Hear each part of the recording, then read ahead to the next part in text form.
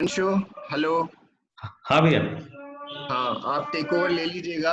Now we are about to start, we are starting. Sure sure. Okay, sure भैया। सभी को unmute कर देंगे। Good morning friends, Akshaya Tritiya की आप सभी को शुभकामनाएं।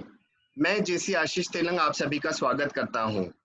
डार्विन का लॉ ऑफ इवोल्यूशन कहता है फिटेस्ट विल पता सर्वाइव। नहीं मेरे ख्याल से उनका हाँ ना बुद्धि ना ही ताकत, केवल वो जो परिवर्तन को साध लेगा वही अपना अस्तित्व बचा सकेगा।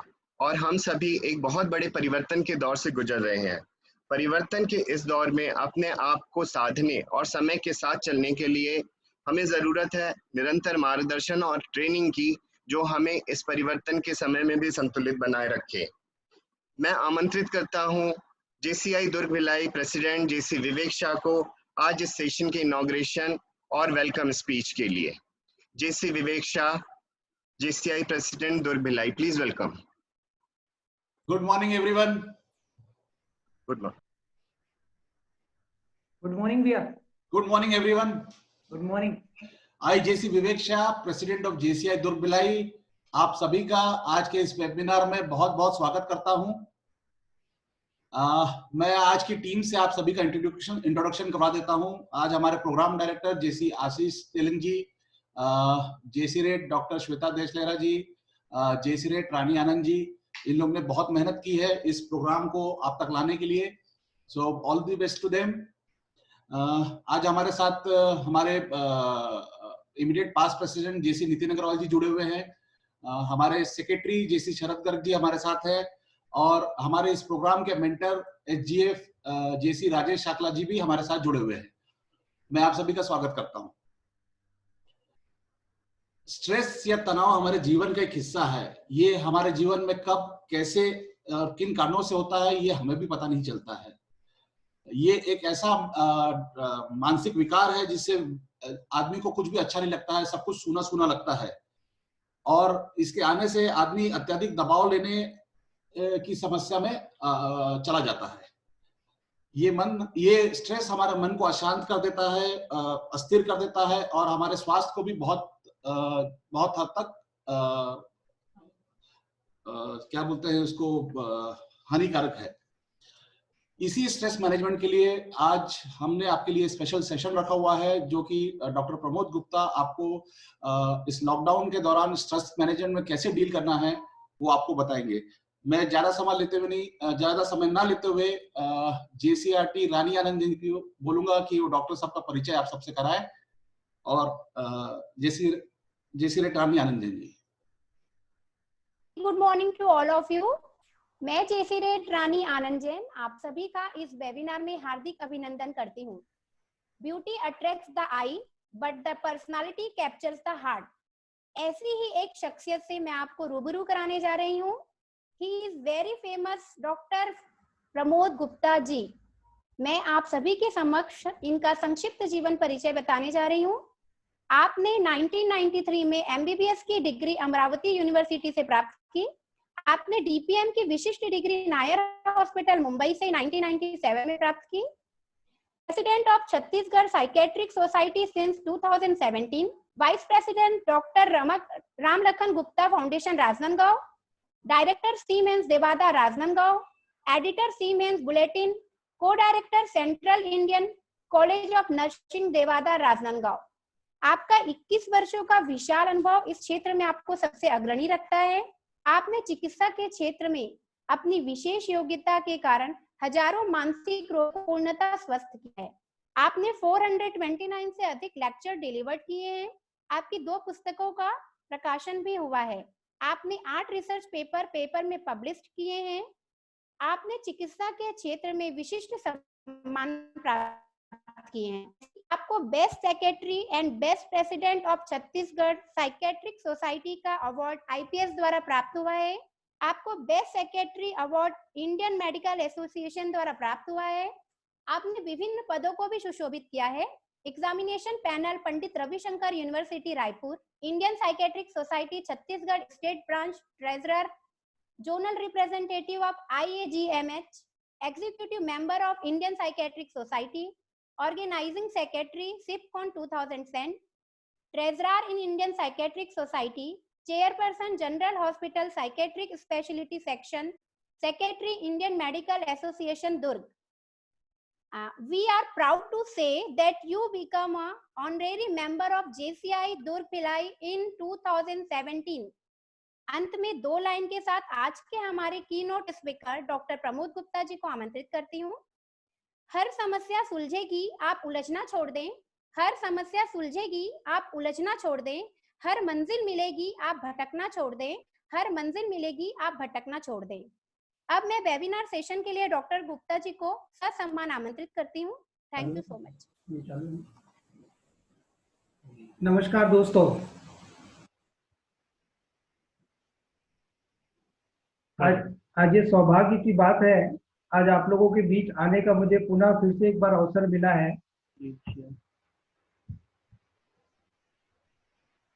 हाँ ठीक है, बोलिए सर। अवसर मिला है। सबसे पहले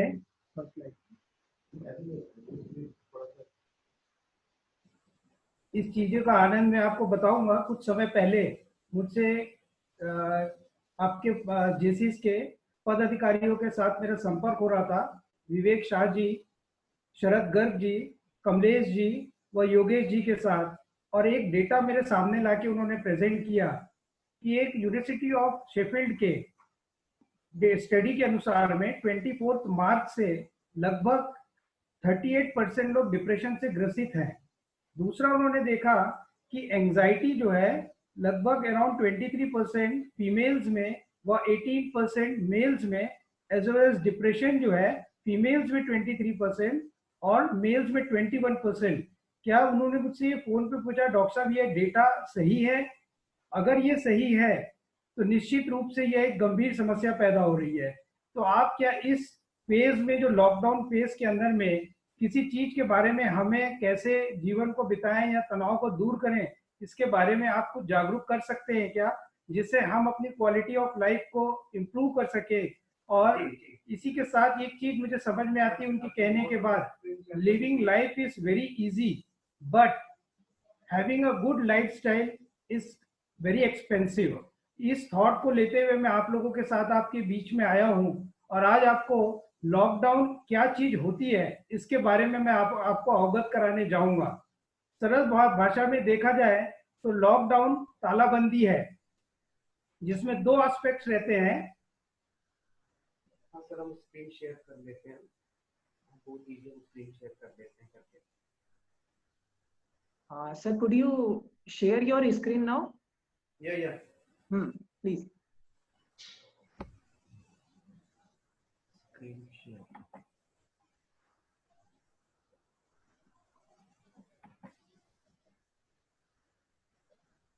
आ नहीं रहा है। एक देखिए, ट्राई करिए वापिस शेयर स्क्रीन में। शेयर स्क्रीन, ग्रीन कलर की जो बटन है उसको मैंने क्लिक किया। ओके, अब आ गया है। हाँ, अब ये भी करेक्ट आइडिया है, ये आ गया है। हाँ,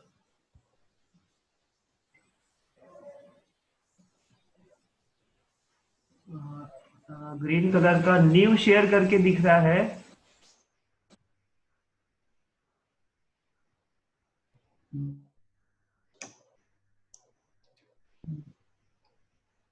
नहीं,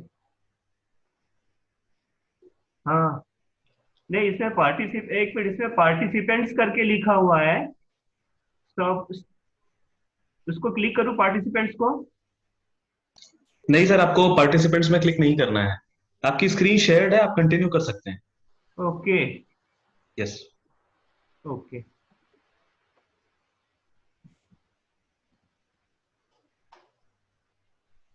तो जब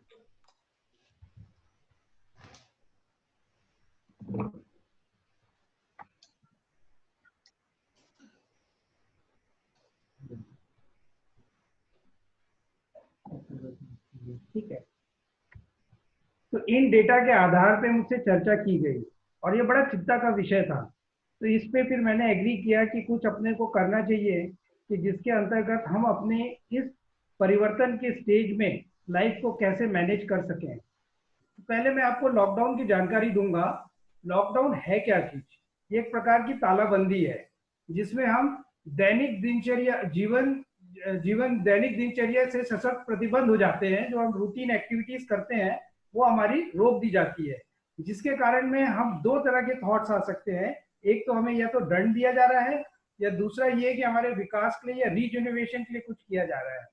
इन बातों को ध्यान में रखते हुए मेरे दिमाग में एक बात आई कि हमें यह चीज जरूरी कि अंडरस्टैंड करना कि हम तालाबंदी को फॉलो करें और उसके कारण को समझें। कारण इज एन इन्फेक्शियस डिसीज, जो एक संक्रामित रोग है जो हमारे टच से या आपके ड्रॉपलेट से बढ़ जाती है। यही एक सेंसिटिव इशू है। इन चीजों को हम ध्यान में रखते हुए एक चीज हमें विशेष रूप से ध्यान रखना है कि कारण क्या है, कि हमें लॉकडाउन क्यों किया गया है। अगर कारण मेरे अंदर प्रॉपरली एक्सप्लेन है तो मैं किसी भी तरह का गैर जिम्मेदारी बिहेवियर या गैर जिम्मेदारी व्यवहार नहीं करूंगा। इसके लिए सबसे इंपॉर्टेंट चीजें हैं जो हमें ध्यान देनी है, वो है 5S। सबसे पहला है सोशल डिस्टेंसिंग। इसके बारे एक दूसरा पहलू मैं आपको बाद में भी बताऊंगा। दूसरा है आपका सेफ्टी मास्किंग। थर्ड है आपका सैनिटाइजिंग। फोर्थ है सेल्फ डिक्लेरेशन। फिफ्थ है self discipline. I think so measure of population in चीजों से अवेयर है कि ये 5 चीजें क्या होती हैं। इस पे मैं ज्यादा विस्तार से नहीं बताऊंगा, लेकिन कुछ आगे चल के आपको बताऊंगा कि इसका एक पॉजिटिव एस्पेक्ट भी है जो हम अपनी लाइफ में डिफरेंट तरीके से ले सकते हैं।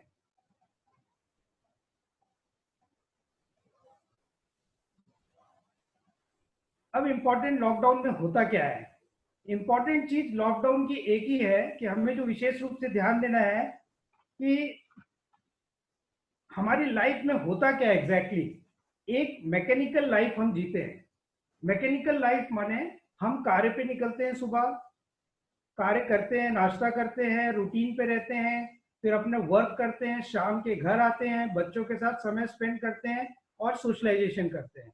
ये चीजें हमारी एक रूटीन है जिसको मैं मैकेनिकल लाइफ बोल रहा हूँ। और इसमें एक इंपॉर्टेंट रोल प्ले करता है, दैट इज मेटेरियलिस्टिक ऑब्जेक्ट्स में आप ज्यादा ध्यान देने लगते हैं। जैसे सामान हो गया, आपकी घड़ी हो गया, कार हो गई, ये आपके मैकेनिकल लाइफ के साथ जुड़ा रहता है मैक्सिमम टाइम पे। सेकेंड पार्ट होता है आपका एक रिलैक्सेशन। मीन्स मेरा ये कहने का तात्पर्य है कि आप मैकेनिकल लाइफ से रिलैक्सेशन पे तुरंत डाल दिए गए हैं, and that is the change. But change एक ऐसी चीज होती है जो ह्यूमन उसको एक्सेप्ट अडॉप्ट करने में थोड़ा टाइम लगता है, और इसी के अंदर हमें तनाव पैदा हो जाते हैं। कि जैसे मान लीजिए मैं चेंज के पार्ट में एक बोलता हूँ कि सडनली आप वर्क प्लेस के अंदर में एक अपनी आइडेंटिटी है, एक सेल्फ रेस्पेक्ट है, जहाँ पे आपको एप्रिसिएशन मिलता है। आप वर्क से सडनली सोशलाइजेशन से कट ऑफ कर दिए जाते हैं और आप सिर्फ सीमित हो जाते हैं परिवार में। और यही एक कारण बन जाता है कि हम परिवार को, खुद को और समाज को कैसे मैनेज करें। और यही नहीं मैनेज करने से मेरे अंदर एक विशेष रूप से तनाव पैदा होता है। जो डाटा मैंने आपको पहले बताया था, शायद तक ये डिप्रेशन, एंजाइटी को जन्म दे सकता है। पहला मैं आपको पार्ट बताऊंगा, फैमिली ऑलवेज। फैमिली का फुल फॉर्म सभी को मालूम है, father, mother, I love you. ये एक इंपॉर्टेंट है जो मैसेज कन्वे करता है। तो सबसे पहला पॉइंट अपन फादर को लेते हैं, जो फैमिली लीडर है। लीडर जब लॉकडाउन के फेस में आता है तो सबसे पहले वो सोचते हैं कि इतनी तेज गति से जिंदगी मेरी चल रही थी, सडनली मुझे ये चीजें ब्रेक मिली है, उस ब्रेक पे मैं थोड़ा रिलैक्स कर लूं, थोड़ा आराम कर लूं। आराम करने के पश्चात फिर देखेंगे क्या होता है। तो ये आप स्लाइड के अनुसार में समझ रहेंगे चीजों को। एक रेस्टिंग फेज होता है, उसके थोड़े दिन के बाद आप किसी एक मीडिया में या किसी चीज में अपने आप को इन्वॉल्व करने की कोशिश करते हैं, जिसका एक पार्ट होता है कि यूजुअली जैसे न्यूज सुना जाता है। आप अगर न्यूज सुनते हैं तो उस समय में नेगेटिव मैसेजेस आपको ज्यादा मिलते हैं, क्योंकि वो एंजाइटी प्रोन मैसेजेस रहते हैं कि मेरे पड़ोस में इतना रोग हो गया, मेरे देश में इतना हो गया, इतने लोगों की डेथ हो गई, मेरे पहचान वाले की डेथ हो गई। और ये क्यूरियोसिटी, कंसर्न मेरी फैमिली के लिए बढ़ाती है। ये चीजों से जब हम ऊपर आते हैं तो आप एक कंडीशन देखते हैं कि कुछ समय के पश्चात मेरी वाइफ का या मेरे चिल्ड्रन का एक्सपेक्टेशन बढ़ता चला जाता है, क्योंकि मैं अभी इस माहौल के लिए मेरे पास एम्पल ऑफ टाइम फैमिली के लिए मिला हुआ है और मैं अभी डिसिप्लिन वे से कार्य नहीं कर रहा हूँ, तो मैं उसमें चिड़चिड़ाने लग जाता हूँ कि अभी मेरा रेस्ट के टाइम है और आप मुझे हेल्प नहीं कर रहे हैं, आप मुझे कोऑपरेट नहीं कर रहे हैं। ऐसे डिमांड्स मैं वाइफ के साथ करने लग जाता हूँ। यही पे तनाव पैदा हो जाता है, रिलेशनशिप में डिसएग्रीमेंट्स हो जाते हैं, डिसअपॉइंटमेंट होते हैं एंड इरिटेबिलिटी का जन्म होता है, चिड़चिड़ापन का।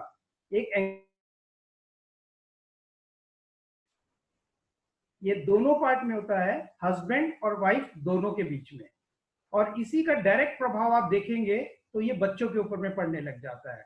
अब सेकंड पार्ट में अगर लेता हूं तो बच्चों के ऊपर में पड़ेगा, बच्चों माता पिता के डिसएग्रीमेंट, डिसअपॉइंटमेंट या उनके इरिटेबिलिटी, उनके एंगर, उनके लो मूड से उनके ऊपर प्रभाव पड़ के बच्चे थोड़ा जिद्दी या चिड़चिड़ापन या वो खुद आइसोलेटेड रहने लग जाते हैं। सेकेंड पार्ट में अगर वाइफ का लेता हूं तो वाइफ के पार्ट में ये होता है कि फर्स्ट कुछ समय तक, कुछ दिनों तक वह इन चीजों को एंजॉय करती हैं कि मैं हस्बैंड को सपोर्ट कर रही हूँ, उनको मेरे को अच्छा लग रहा है कि मैं उनको कुक करके अपनी रेसिपीज खिला रही हूँ अगर वो हाउसवाइफ है तो, और साथ में अगर वर्किंग वुमेन रहेंगी तो दोनों एक दूसरे से इतने एक्सपेक्टेशंस हाई रहते हैं कि शायद वहां पे मैच कर, क्योंकि दोनों ओवर पजल रहते हैं वर्क से, फैमिली रेस्पॉन्सिबिलिटी से एंड सोशल लाइफ से, तो दोनों के एक्सपेक्टेशन सेम लेवल पे चलते हैं। तो मैं आपको आगे बताऊंगा कि इन चीजों के कारण क्या होता है।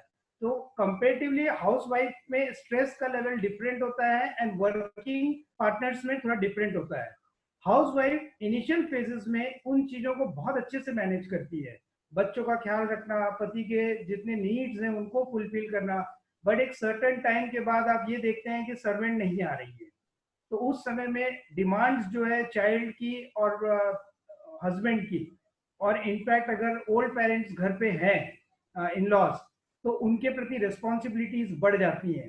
तो आप एक स्लाइड देख रहे होंगे जिसके अंदर में वह बहुत प्रयास करती है इन परिस्थितियों से बाहर आने के लिए, बट उनको कहीं से सपोर्ट नहीं मिलता है, सिर्फ डिमांड्स ही डिमांड्स रह जाते हैं और वो इतना पजल्ड होकर के, that is the reason why 23% of female में अंडरगो डिप्रेशन।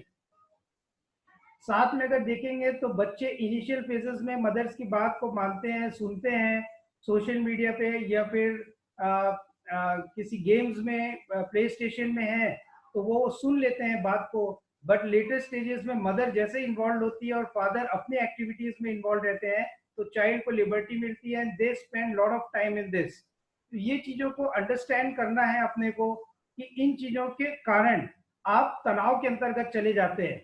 सेम फेजेस देखेंगे कि अगर नियर वंस की किसी की डेथ हो जाती है या फिर मैरिजेस हैं, कुछ फंक्शंस हैं जहां पे आपने ऑलरेडी प्लान करके रखा हुआ है, ये चीजें भी मटेरियलाइज होते नहीं दिखती हैं।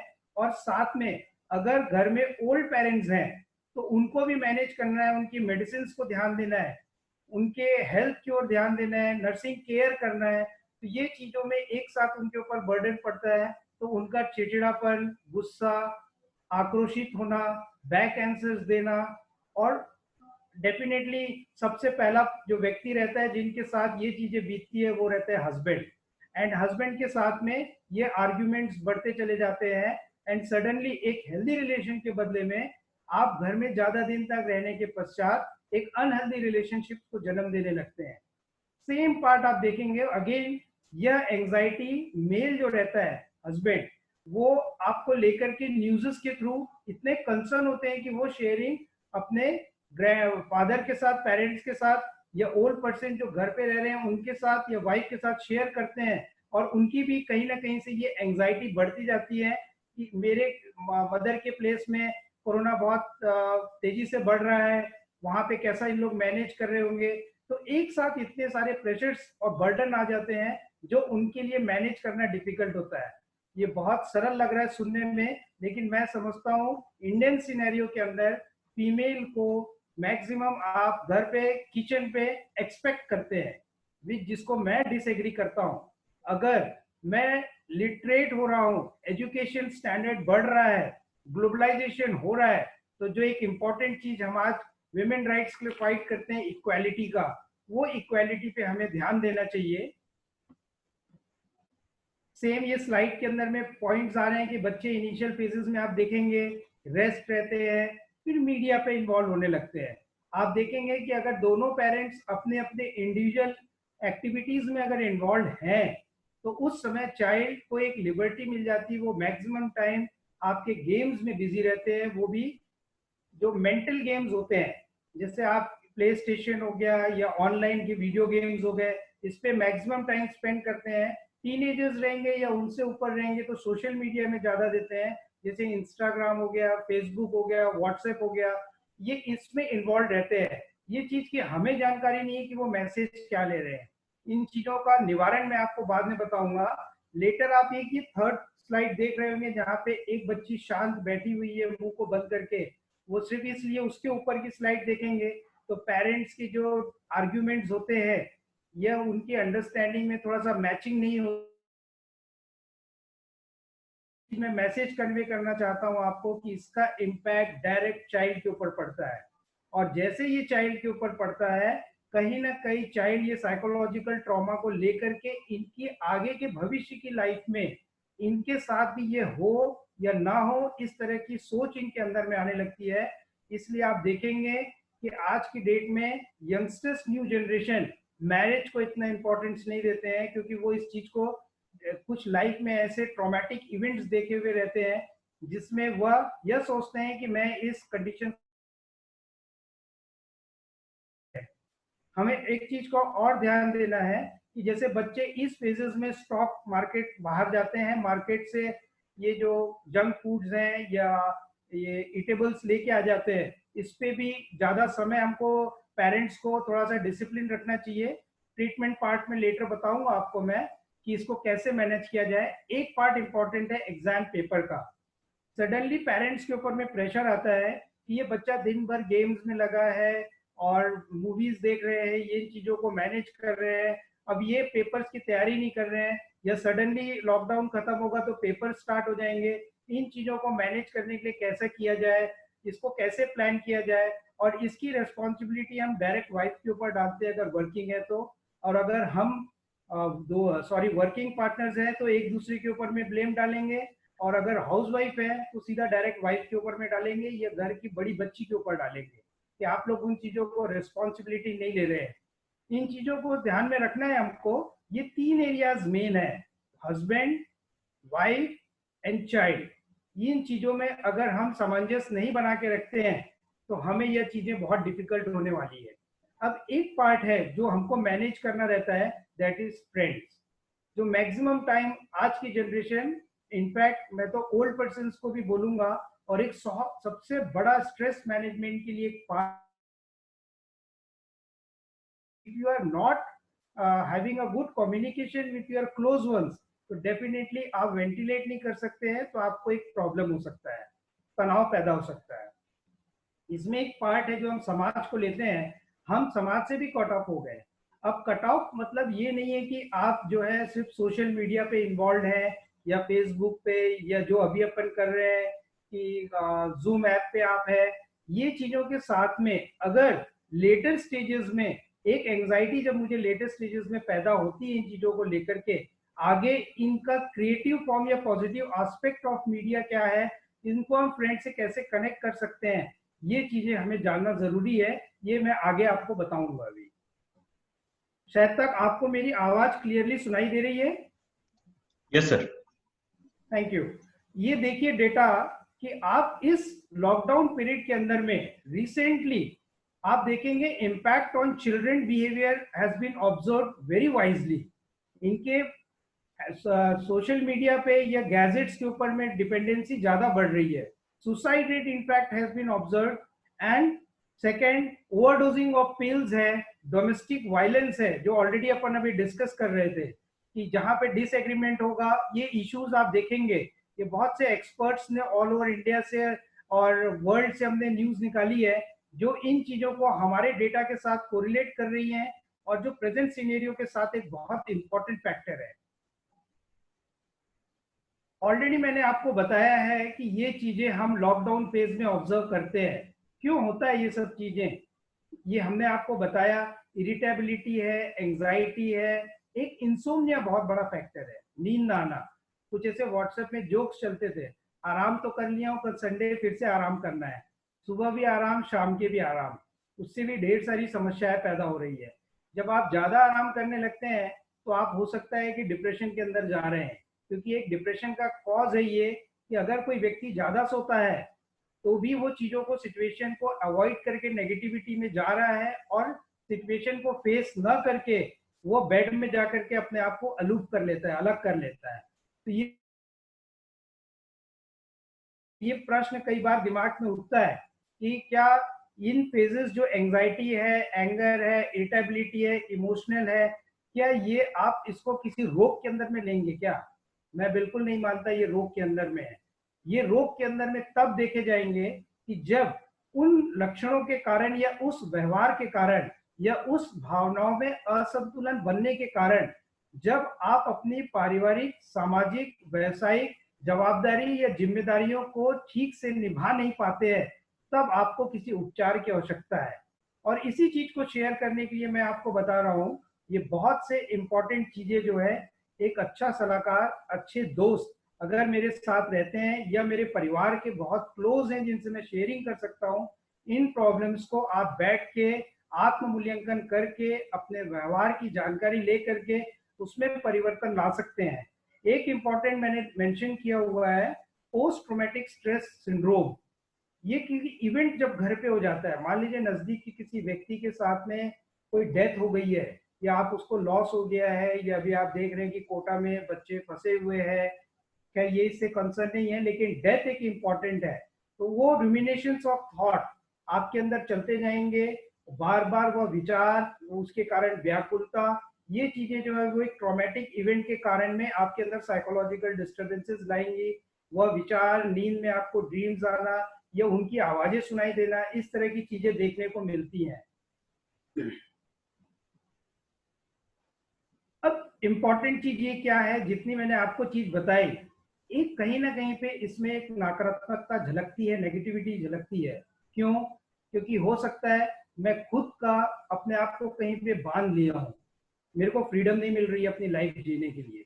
दूसरा एक होता है कि वाइफ को ऐसा लगता है कि मेरी फ्रीडम और खत्म हो गई है, यहाँ पे मेरे इतने स्ट्रेस, इतने प्रेशर हैं, मैं उसमें भी अपने आप में फंस गई हूँ, मेरे को ऐसा लगता है कि मेरी पुरानी जिंदगी ज्यादा अच्छी थी। तीसरा, बच्चों का देखेंगे तो उनके पास भी फ्रीडम नहीं है कि आउटडोर एक्टिविटीज नहीं कर पा रहे हैं, दिन भर घर पे रहो, वही चीजों को ध्यान दीजिए। तो इसके लिए एक इम्पॉर्टेंट मैसेज मैं आपको देना चाहता हूँ, जितनी भी बातें मैंने आपको तीनों aspects, leaders of main core of family members की आपको बताई हैं, उसमें सबसे इम्पोर्टेंट चीज होती है कि तीनों में प्रॉपरली रिलेशंस अच्छे से बने और एक अंडरस्टैंडिंग बराबर से मैच रहे। मैं इसी विषय पे आपको आगे हाईलाइट करने जा रहा हूँ कि इस नेगेटिविटी को या इस नेगेटिव एनवायरनमेंट को, या मैं अपने व्यवहार को या पत्नी के व्यवहार को या बच्चे के व्यवहार को नहीं समझ पा रहा हूँ, इसको हम कैसे पहचाने और इसके अंदर में हम कैसे सोल्यूशन निकालें। इसके लिए फ्रीडम एक वर्ड मैंने यूज किया है, जो मेरे दैनिक कार्यक्रम और समग्र जीवन दिशा को निर्धारित करने के लिए उनसे उठाए गए कदमों की क्षमता ही मेरी स्वतंत्रता की शुरुआत करती है। अब एक इंपॉर्टेंट इसमें फैक्टर आता है जो मैं आपको हाईलाइट करने जाऊंगा कि ये क्या होता क्या है। अभी बहुत से ऐसे अभी पेशेंट्स मैं देख रहा हूँ लॉकडाउन फेजेस में, इनफैक्ट अभी एवरी ऑल्टरनेट डे में मेरे पास 3-4 पेशेंट्स आ रहे हैं। बीइंग अ डॉक्टर मेरी क्लिनिक चालू है, मैं कम समय के लिए बैठ रहा हूँ, लेकिन ये जो लॉकडाउन के पेशेंट्स आ रहे हैं इनमें एंजाइटी फैक्टर्स मुझे ज्यादा देखने को मिल रहे हैं कि डॉक्टर साहब क्या होगा, कैसे होगा, किसी को गले में दर्द हो गया है तो मेरे को कोरोना तो नहीं हो रहा है। मीन्स किसी भी चीज में आप अगर ज्यादा इन्वॉल्व हो रहे हैं, उसके सिम्टम्स के बारे में ज्यादा सोच रहे हैं, तो वो भी आपकी व्याकुलता बढ़ने का कारण है। इसीलिए आपको उसकी एनालिसिस करना चाहिए, प्रॉपर डिटेल मालूम होना चाहिए कि आपका SpO2 कम है या आपको ब्रोंकियल अस्थमा है, इन चीजों की भी जानकारी, या और कोई शारीरिक रोग ग्रसित है, घर में बुजुर्ग हैं, इन लोग ज्यादा इनसे एक्सपोज होने के चांसेस हैं। और जैसे कि इम्पोर्टेंट है, गवर्नमेंट के मैसेज एंड बहुत से NGO जिसको चला रहे हैं, इनफैक्ट हर व्यक्ति का ये उत्तरदायित्व बनता है, कर्तव्य बनता है कि हम इन 5 S जो मैंने आपको बताया, अगर हम इन चीजों को संभाल के रखेंगे तो शायद इतनी संक्रामित रोग से हम अपने आप को बचा के रख सकते हैं। अब ये 3 फैक्टर्स इंपॉर्टेंट है। सबसे पहला इज सेल्फ। डॉक्टर साहब करना क्या है, मैं बहुत परेशान रहता हूँ जब से हुआ हूँ। इनफैक्ट मैं फ्रेंड्स के बीच में भी बैठता हूँ जो नॉन मेडिको है, वो एक सरल भाषा में एक ही लाइन बोलते हैं, भाई बहुत कंझा गया हूँ, अभी मैं परेशान हो गया हूँ यार, घर में रह के पक गया हूँ, कुछ भी नहीं कर पा रहा हूँ, मुझे कुछ रास्ता बताओ। ऊपर से बैठता हूँ तो मुझे भविष्य की भी चिंता होने लगती है, इतना लॉकडाउन हो गया है, बिजनेसेस को लॉस हो रहे हैं और मैं इसको कैसे मैनेज करूँ। इम्पोर्टेंट रोल मॉडल, ये चीज आपको हाईलाइट करने जा रहा हूं मैं। Important, this is a era of really relaxation. ये एक इस एरा में हमको एक बेस्ट अपॉर्चुनिटी मिली है, लाइफ को कैसे आप रीअरेंज कर सकते हैं, रीजनरेट कर सकते हैं, रीस्ट्रक्चर कर सकते हैं अपने रिलेशनशिप्स को, रीस्ट्रक्चर कर सकते हैं अपने चिल्ड्रन से रिलेशनशिप को। बहुत इंपॉर्टेंट टाइम है ये, इसको हमें सिंपल वे से नहीं गंवाना चाहिए। इसमें सबसे पहले मैं ये बताऊंगा, ये तीनों एरियाज जो है, वाइफ, सेल्फ एंड चिल्ड्रन, इसमें आपको एक डिसिप्लिन लानी पड़ेगी। Parents are the best role model for their children. आपको सबसे पहले जो अभी सेंसिटिव इशू है, that is social media. Parent को सोशल मीडिया से खुद को दूर रखना चाहिए। उनका एक घर पे डिसिप्लिन बना देना चाहिए कि फलाना 1 घंटे के लिए या 2 घंटे के लिए everyone is free to use it, number 1। Number 2, तभी आप अगर इस एक्टिविटी को परफॉर्म करेंगे तो आपको 1 घंटे क्वालिटी आपको आप अपने गेम्स खेल सकते हैं। इससे भी एक इंपॉर्टेंट, पहले मैं चालू करने के पहले बताना भूल गया आपको, आज टाइम्स ऑफ इंडिया न्यूज़पेपर देख रहा था और जो मेरी भी संस्था में इस कार्य का कार्य करते हैं, ये धर्म में, हर धर्म में आप देखा गया है कि एटलीस्ट 40 to 45 डेज का कोई ना कोई त्योहार मनाया जाता है। ये क्या चीज है? ये कहीं ना कहीं तो इसका लॉजिक और बेस होएगा ना। जी हाँ, इसका बेस है। आज यही आर्टिकल मैंने टाइम्स ऑफ इंडिया में भी पढ़ा कि 40 days is required to change behaviour of an individual. आप समझ जाइए, कोई अगर नशीला पदार्थ भी ले रहा है, जैसे upcoming social addiction, social media addiction या गैजेट एडिक्शन, जैसे चरस, अफीम, गांजा, भांग, ब्राउन शुगर, कोकेन, हशीश, शराब, यामू, कमांडर, तलब, सितारा, रेमडी, सुहाना, आशकी, राजश्री, तनुश्री, ये जितने भी नशीले पदार्थ हैं, अगर हर धर्म में देखेंगे तो हमें सिखाया जाता है, चाहे आप जैनिज्म ले लीजिए, चाहे आप इस्लाम ले लीजिए, चाहे आप हिंदुइज्म ले लीजिए, चाहे आप क्रिश्चियनिटी ले लीजिए, उनमें लेंट मंथ मनाया जाता है, जिसके अंदर में आप किसी भी तरह का असामाजिक हरकत या कोई अशब्दों का इस्तेमाल या एक भी ऐसा पदार्थ यूज ना करें जो मेरे शरीर को नुकसान पहुंचा सकता है। और जब आप इस पे कंट्रोल 1 महीने के अंदर ला सकते हैं तो डेफिनेटली आप परिवर्तन की कगार पे हैं, आप चेंज कर सकते हैं। And then rest of the year आप 11 मंथ्स बहुत अच्छे से बिता सकते हैं। इसी से रिलेटेड मैं आपको अभी बता रहा हूं कि we have to change now. ये चेंज ह्यूमन के लिए एक बहुत चैलेंज के रूप में देखा जाता है। और ये चैलेंज क्या है? सेल्फ। सबसे पहले मैं अगर मान लीजिए अपनी रूटीन में डिसिप्लिन नहीं लाता, अपने पैशनेटेड वर्क पे कार्य नहीं करता, अपनी हॉबीज को अगर इंपॉर्टेंट नहीं देता हूं मैं, और अगर मान लीजिए कि मैं एक्सरसाइज नहीं कर रहा हूं, योगा नहीं कर रहा हूं, उस समय में आप सोचिए लाइफ मेरी कितनी बार मिसेरेबल हो जाएगी। ये सभी लोग बोलते हैं साहब, मुझे बोलते हैं डॉक्टर साहब, हर आदमी बोलता है be positive, be positive, negative क्यों सोचता है यार, लेकिन मुझे ये कोई नहीं बताता है कि पॉजिटिव रहने के तरीके क्या है। मुझे ये क्यों नहीं बताता, कोई नहीं बताता है कि सोचने का तरीका क्या है। हर आदमी अपना ज्ञान बांट देता है या एक शब्द का बहुत सरल तरीके से इस्तेमाल करता है कि बी पॉजिटिव। बी पॉजिटिव का मतलब क्या है? मेरे से दुनिया चालू होती है और मेरे से ही दुनिया, मेरे में ही दुनिया खत्म होती है। तो अगर मेरी लाइफ में डिसिप्लिन नहीं है, मैं अगर self respect, self physically, psychologically, emotionally, behaviourally अपने आप को अगर बैलेंस्ड वे से नहीं रखूंगा तो मेरे से एसोसिएटेड लोग भी मेरे साथ में उतने अच्छे से कंफर्टेबल नहीं रह पाएंगे। इसीलिए, और साथ में ये भी मुझे ध्यान में रखना है एज अ हस्बैंड कि ये मैं एक फैमिली का रोल मॉडल हूँ। पेरेंट्स में दोनों रहते हैं, लेकिन फादर जो रहता है वो मॉरल वैल्यूज को कन्वे करता है, डिसिप्लिन को एक कन्वे करता है, वेयर एज वाइफ जो है वो कल्चर को प्रमोट करती है। ऐसे अपनी माइथोलॉजी के हिसाब से प्रमोटेड चीजें। इसमें एक इंपॉर्टेंट चीज जो अंडरस्टैंड करने की अपने को है कि सेल्फ के अंदर में अगर मैं डिसिप्लिन कैलकुलेटेड टाइम टेबल्स को बना लूं, मैं प्रोग्राम शेड्यूल को, कि मुझे भाई मान के चलिए कि 1.5 घंटा मेरे को मॉर्निंग आवर्स में एक्सरसाइज करनी है, ये जरूरी है कि वाइफ के साथ और बच्चों के साथ में एक मील आपको लेना है। इनफैक्ट लॉकडाउन पीरियड में आप 2 मील ले सकते हैं। थर्ड इंपॉर्टेंट, सेकंड, आप देखेंगे कि जब आप एक्सरसाइज कर लिए, योगा कर लिए, मेडिटेशन कर लिए, ये जितनी चीजें सेल्फ से रिलेटेड है जो आपके फिजिकल अपीयरेंस को अच्छा लगेगी, आपके अंदर में हैप्पी हार्मोन सीक्रेट होंगी, डोपामिन न्यूरोट्रांसमीटर्स रिलीज होंगे, तो आपका मूड एलिवेट होगा एंड यही मैसेज एक पॉजिटिव ऑरा को आप दूसरों के अंदर में कन्वे करने जा रहे हैं। सेकेंड पार्ट आता है कि फिर मैं जब ब्रेकफास्ट के लिए आता हूं तब मुझे यह ध्यान में रखना है कि मुझे अपने पार्टनर के साथ में सहयोग देना है। यह एक भ्रम है कि वो सब काम उन्हीं को करना है, ये फिरंग कल्चर पे है, वेरी मच एक्सेप्टेबल है कि everyone has to take responsibility. तो जितनी रिस्पॉन्सिबिलिटी वाइफ की है किचन को देखने के लिए या हाउस होल्ड एक्टिविटीज को देखने के लिए, आई थिंक सो वो सबसे भाग्यशाली पत्नी होती है, ये वो सबसे भाग्यशाली पति होता है। जब एक दूसरे को शेयर करते हैं तो लेवल ऑफ कॉन्फिडेंस दोनों में बढ़ता है और उनको ये लगता है कि in bad phase of my life if someone really supports me, help in my house hold activities, they support in my kitchen cooking, आप कुछ मत कीजिए, वो आटा गूंथ रही है तो सिर्फ पानी डाल दीजिए, that is also enough for her. But if I stand beside her, her confidence level increases and जो मल्टीपल स्ट्रेस हम देख रहे थे उनको मैनेज करना उनके लिए बहुत इजी हो जाता है।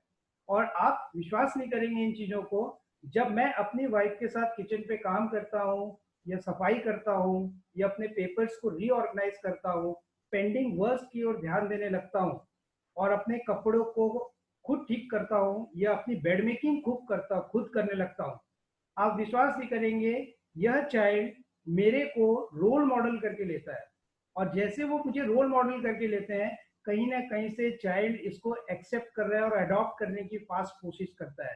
तो this is a message which is being conveyed to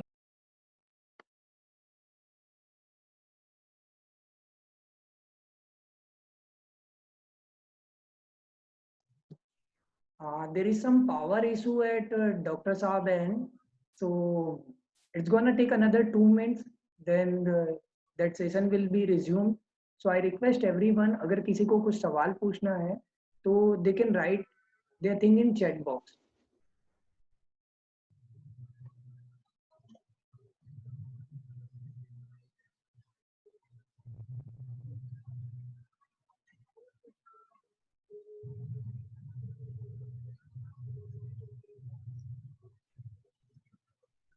we request all participants कि आपका जो भी सवाल है उसे प्लीज चैट बॉक्स में हमें भेजें और मैं डॉक्टर श्वेता को रिक्वेस्ट करूंगा कि प्लीज उन पॉइंट्स को नोट डाउन भी करते रहें पैरेलली।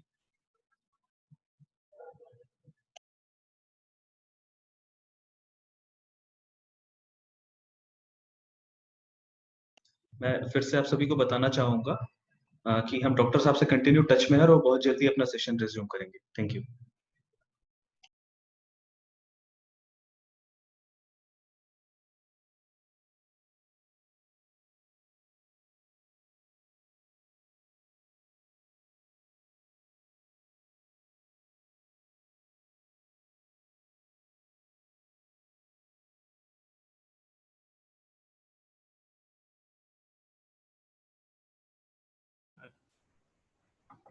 सर बोलिए कुछ। Am I audible to you all? Yes sir. Yes sir, you are very much audible. Sorry for the interruption. That's okay sir, you can't do anything about it. ये चीजें जो है योगेश जी तनाव के रूप है ये कि सडनली आपको चेंज मिलता है और आप तनाव में आ जाते हैं कि आप कैसा करें, और यही चैलेंज को हम एक्सेप्ट करते हैं और अपने आप को कंटिन्यू करते हैं, लाइफ मूव्स ऑन। तो now let us come to the part of self जो अपन कंटिन्यू कर रहे थे।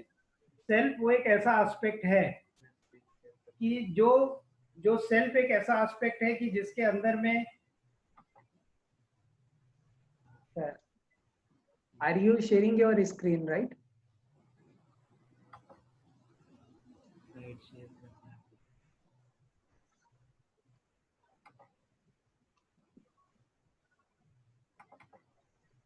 साजिद जी आप स्क्रीन शेयर कर पा रहे हैं राइट? Oh, yes, yes. या please.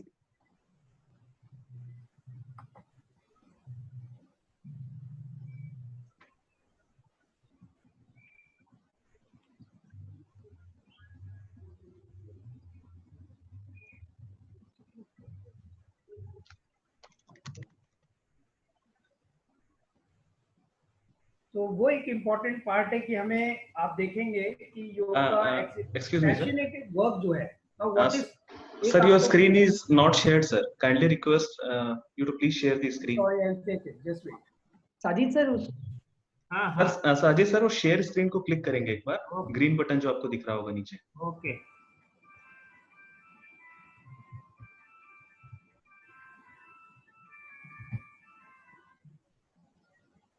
Perfect sir, perfect. Perfect. Sir, kindly request you to start from where you disconnected, sir, as per people's demand, sir. Fine.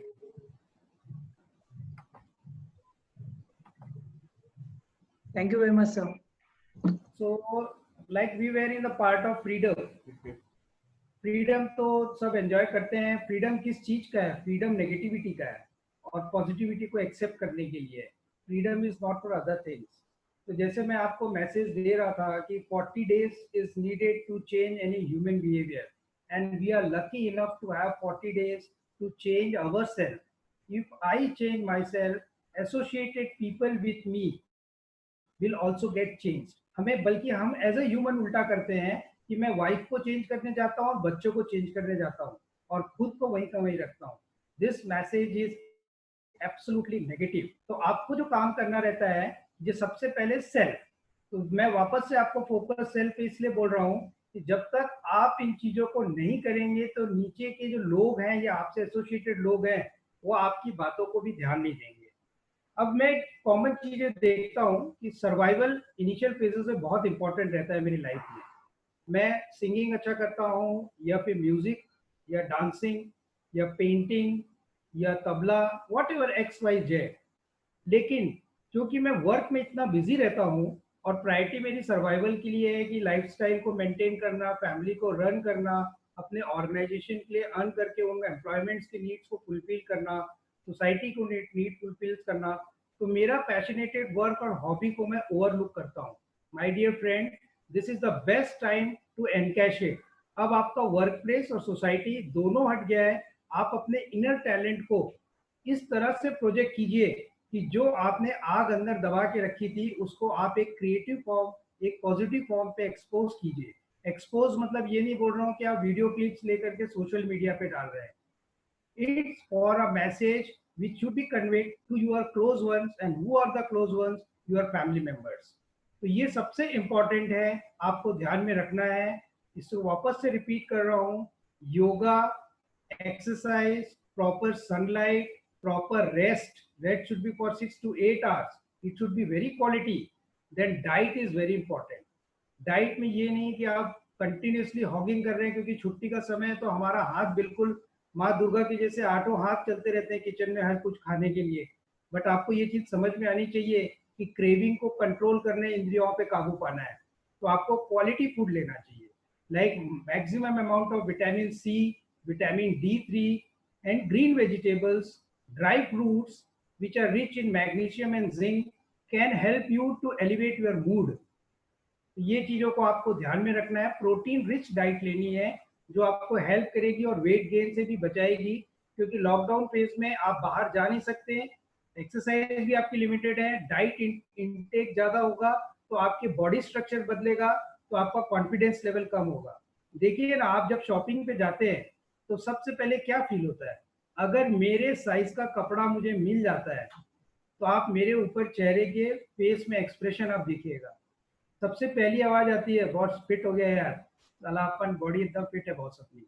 और इस चीजों को आप एंजॉय करने लग जाते हैं। इसीलिए you have to don't lose weight और स्ट्रक्चर योर बॉडी, आपको खुद के लिए करना है। इंट्रोस्पेक्शन एक पार्ट होता है जिसको मैं मेडिटेशन से जोड़ूंगा, स्पिरिचुअलिटी कि कई बार मैं ये देखता हूँ कि अपने अंदर अपनी एबिलिटी को और अपने खुद के हुनर को समझने की क्षमता मेरे अंदर होनी चाहिए। मेरे को, मेरे क्लोज रिलेटिव्स को मैंने क्या क्या चीजें मेरे व्यवहार को वो पसंद नहीं करते हैं, इंट्रोस्पेक्ट करके मैं उसमें अगर चेंज लाता हूँ तो रिलेशनशिप और हेल्दी हो जाते हैं। तब मेरे अंदर में किसी भी तरह का डोमिनेटिंग बिहेवियर या कमांडिंग बिहेवियर नहीं रहता है। हम शोल्डर से शोल्डर मिला करके बड़े से बड़े कार्य को हस्बैंड वाइफ और बच्चे मिलके एक अच्छी सरलता से निभा सकते हैं। सेकेंड पार्ट होता है, मैं फैमिली पे आता हूँ। फैमिली का एक इम्पॉर्टेंट रहता है, ऑलरेडी मैंने आपको बताया कि बहुत से अभी वीडियो क्लिप्स देख रहा हूँ कि पति झाड़ू पोछा कर रहे हैं, खाना बना रहे हैं, उनको फ्लोर्स कर दिए। भाई साहब, ये गर्व की बात नहीं है, इसको लोगों को बताने की भी जरूरत नहीं है। आप ये समझ जाइए कि आज अगर आप बता रहे हैं, इसका मतलब अभी तक आप अपनी पार्टनर को चीट कर रहे थे। इसको आप कदे अन्यथा ना ले। ये मेरा कर्तव्य है, धर्म है, और कि इनके साथ से साथ कंधे से कंधा मिलाकर के मैं इनका सपोर्ट करूं, न कि उन चीजों की हंसी उड़ाऊं। मेरे नजरिए में यह व्यवहार अगर आप सोशल मीडिया पे डालते हैं, इसका मतलब आप खुद ही हंसी के पात्र बन रहे हैं। मैं तो आपको उसी नजर से देखूंगा कि ये कैसे सेल्फिश व्यक्ति हैं कि अपनी पार्टनर का आज तक कभी सपोर्ट नहीं कर रहे थे। मैं कोई फीमेल को फेवर नहीं कर रहा हूँ। सेम अगर वर्किंग पार्टनर्स हैं तो हस्बैंड को भी उतनी ही इक्वल रिस्पॉन्सिबिलिटी बनती है कि वर्किंग में उनके वर्क के बारे में डिस्कस करें, आराम से बैठ के उनको एनालाइज करें, प्रायोरिटीज को सेट करें, फिर प्लान बनाएं, लॉजिक्स को यूज करें, उसका स्ट्रक्चर बनाएं और किसी एक कंक्लूजन पे पहुंचे और आप अपने प्रॉब्लम को सॉल्व कर सकते हैं। ये नहीं कह सकते कि ये तुम्हारा ड्यूटी है आप निभाओ, ये मेरा ड्यूटी है मैं निभाऊं। See, this cannot. Why there is always, ये कई बार मुझसे एक प्रश्न आता है कि डॉक्टर साहब एक बात बताइए, मेरी वाइफ के साथ मेरा आर्ग्यूमेंट बहुत होता है, सेम इश्यू पे मेरे फ्रेंड के साथ कभी नहीं होता। ये ऐसा क्यों होता है? क्या ये आपके मन में ये सवाल आता है कि नहीं? यस और नो? यस। मैं आपको चीज बताता हूं, वाइफ और बच्चों के साथ में मैं अपने बच्चे को इंजेक्शन नहीं लगा सकता। मैं Why? Because emotionally attached to it, and intellectually मैं अपने लॉजिक्स एंड फंडामेंटल्स को उसके साथ यूज नहीं कर पाता हूँ। इमोशंस इतना हावी रहता है मेरे ऊपर कि मैं वो एक्शन ही नहीं ले पाता। तो सेम चीज क्या होता है, मेरा दोस्त अगर मैं उसको कुछ बात करता हूँ तो बोलता है छोड़ना यार, बात को निपटा, खत्म कर, दूसरी चीजों के ऊपर ध्यान दे। पार्टनर के साथ क्या होता है, वो दिन भर आपको पिचिर करके सवाल पूछती रहेगी, ऐसा क्यों किए, आप इरिटेट होने लगते हैं। बट ये भाई साहब हमें समझना चाहिए, यह चीजें इमोशनल ग्राउंड पे हो रही है, वो इसलिए नहीं कि मेरे को त्रास देने के लिए कर रही है। My duty is to give an explanation to what I am doing. इससे भी बचने के लिए कि मेरे को मेरे पार्टनर के साथ और बच्चों के साथ कम्युनिकेशन को इतना ज्यादा ओपन रखना चाहिए कि उनकी अंडरस्टैंडिंग उस लेवल पे आनी चाहिए कि ये इमोशनल इंटेंसिटी ऑफ प्रॉब्लम जो है, ये इमोशंस के एक पार्ट है जो आपको दिखते हैं व्यवहार में, एंगर, इरिटेबिलिटी, क्राइंग स्पेल्स या फिर सामान का तोड़ फोड़ करना, ये चीजें एंगर का पार्ट है जो इमोशंस के नेगेटिव एस्पेक्ट है। पॉजिटिव एस्पेक्ट्स में आप देखेंगे हंसी, ह्यूमर, जोक, स्माइलिंग, लाफिंग, ये सब उसके पार्ट है। तो आप क्या करते हैं, नेगेटिविटी पे और नेगेटिविटी करते हैं एंड अल्टीमेटली आपका रिलेशनशिप अनहेल्दी होता जाता है। एक लाइफ मिली है और एक ही पार्टनर मिली है और उस पार्टनर के साथ अगर मैंने जीवन अच्छे से व्यतीत नहीं किया तो ये मेरे सेल्फ का प्रॉब्लम है, पार्टनर का या बच्चों का प्रॉब्लम नहीं है। That is the way I have to introspect my self and respect other members of family. उनको शेयरिंग करें साथ में। अब इम्पोर्टेंट क्या है, मैं बच्चों पे आता हूँ। हम क्या करते हैं, मैं यूजुअली क्लिनिक से जाने के बाद क्या बोलूँगा, आज बच्चे क्या किए, ट्यूशन ही नहीं जा रहा है, तो फिर तुमने क्या किया? मैंने उनको समझाया, नहीं समझा तो मैंने बोला जरा सीरियल देख ले। अब उतने में क्या है, मैं यहाँ क्लिनिक से गया हूँ, वर्कलोडेड है ही है, वहां से फिनिश करके घर गया और मेरे को एक नेगेटिव चीज मिली and I reacted towards my wife, बिना ये सोचे कि वो दिन भर कितने प्रेशर पे जी रही है और कितने प्रेशर के कितने सारे मेरे ऐसे काम को उन्होंने हल्का किया है।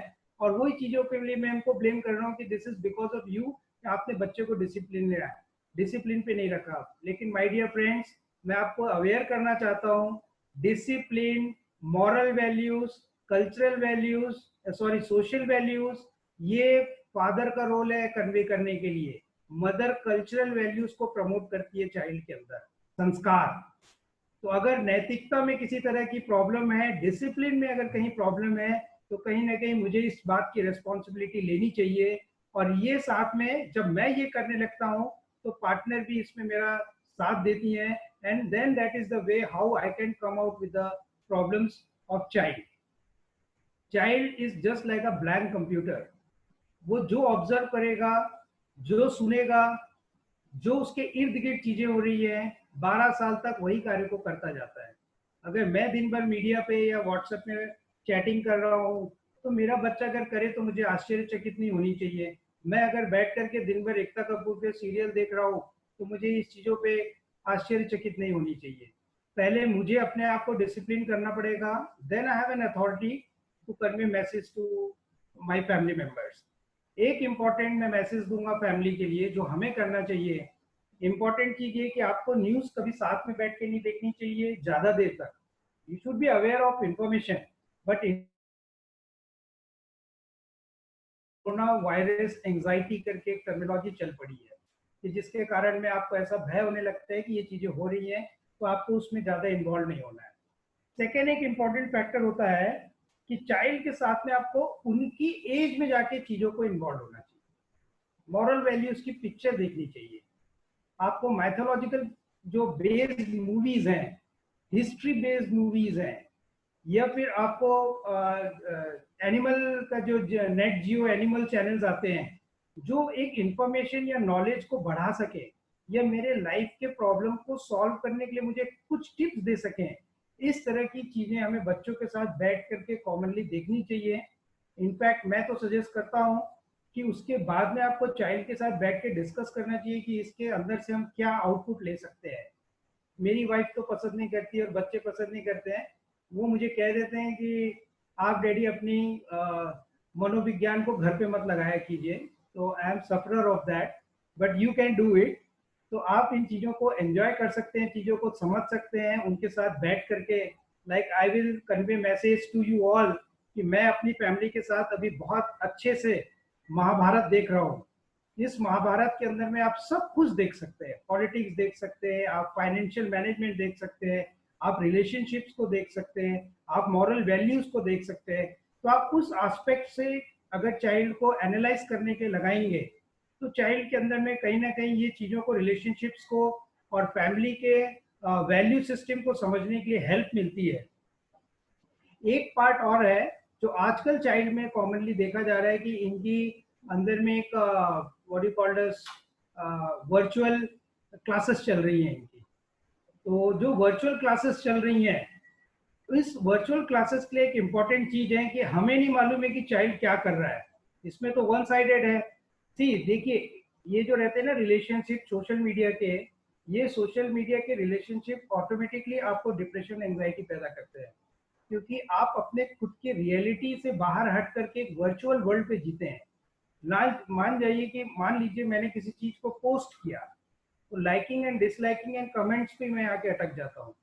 बट 1 to 1 किसी से बात करना, उनका अप्रोच, उनका एटीट्यूड, उनका जेस्चर, उनका प्रेजेंटेशन ऑफ हिज पर्सनैलिटी, ये चीजें आपको कहीं ना कहीं से प्रेजेंटेशन पे बाधाएं पैदा करती हैं, जिसको हम सोशल एंजाइटी कहते हैं। बट ये चीजें सोशल मीडिया में कम हो जाती हैं। आपने बंद किया, मैंने ब्लॉक किया, आपने मना किया, मैंने ब्लॉक किया। तो इन चीजों के लिए पेरेंट्स को बच्चे के फोन से अपने फोन को कनेक्टेड रखना चाहिए, ताकि टाइम टू टाइम आप ऑब्जर्व कर सके कि वो किस चीजों में इन्वॉल्व है। टीचिंग पार्ट में अगर उनकी ऑनलाइन क्लासेस हो रही हैं, तो क्लासेस के बाद में चाइल्ड के साथ में आपको डिस्कस करना चाहिए कि आज किस टॉपिक पे बात हुई, और उस टॉपिक के बारे में उससे चाइल्ड से हमें सुनना चाहिए, उसके साथ में थोड़ा बैठ के पढ़ना चाहिए। मैं ये जरूरी नहीं कहता कि आप उनके साथ बैठ के पढ़िए। अगर उनको डाउट्स है तो आप समझा दीजिए। अगर डाउट्स नहीं है तो आप एक इम्पॉर्टेंट चीज कर सकते हैं कि आप अपने ऑफिस का काम, या फिर आप अपने रीडिंग जो नॉवेल्स पढ़ रहे हैं, वो आप उसके, पेंटिंग कर रहे हैं, आप उसके रूम में बैठ के उनके बाजू में कर सकते हैं। तो he gets in support, he will never get bored down. And ये एक रिक्वेस्ट टू चिल्ड्रेन है कि 40-45 मिनट्स के ऊपर आप छोटा छोटा ब्रेक लीजिए और आराम से पढ़ाई कीजिए।